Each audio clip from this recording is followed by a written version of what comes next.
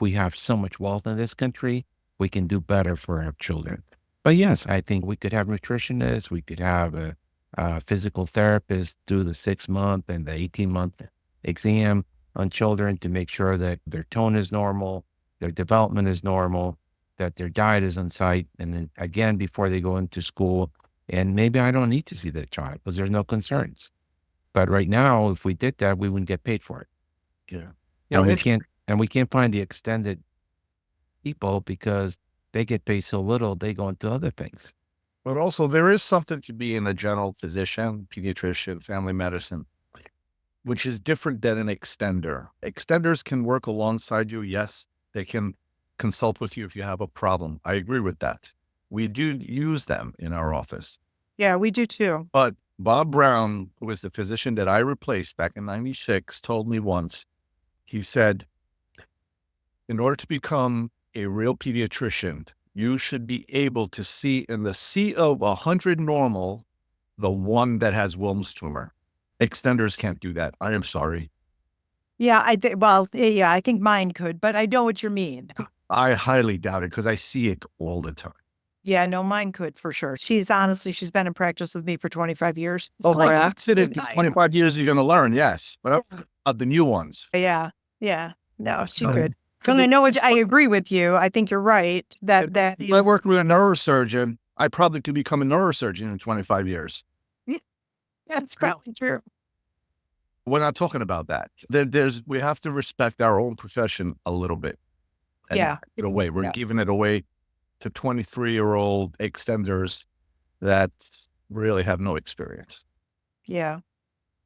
I think the nurse practitioners, the physician assistants, if they work for a super subspecialty, in 18 months, they're really good at it. If all you do is round on neurosurgery patients and do all the post-op care in the hospital for all neurosurgery patients, in 18 months, a smart person can learn the algorithm. Correct. But I don't think comes about her. They're allowed to, I'm doing this with a neurosurgeon these 18 months and I'm really good at it. And you know what? I just got bored with that. I want to do cardiothoracic medicine. I understand. They can change the that. problem. Yeah. But it's not so much so in acute care, whether it's emergency room or in the pediatrics office, because there's so many things. A fever is never a fever. A fever could just be influenza today. It could be strep tomorrow. It could be the next diarrhea. It could be a drug reaction. And that becomes so much trickier. And I think I learned this a long time ago in 89 in Chicago. The nurse practitioners that were in the NICU, they're very good at it. They have a limited disease. They have sepsis, jaundice, prematurity. See, that's about it. Yeah. That's about it. And they do that every day and they're very closely supervising the patient's not going home. And you can't teach if you were a general pediatrician doing a lot of type 1 diabetes, which doesn't happen anymore. You could definitely train a PA or a nurse practitioner and they could do a lot of the follow-ups and you could work with them. It's asthma, same thing. It's just over and over again, education, doing the same thing, following these parameters. It's trickier when here's a kid with a limp.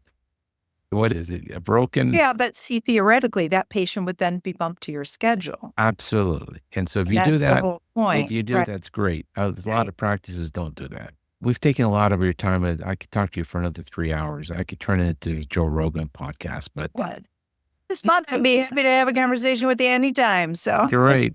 But I got to catch a plane. You probably have to go see patients. Yeah. So thank you very much for your time. It's wonderful to see you again. And I'm hoping that I will be at Traverse City's meeting next year.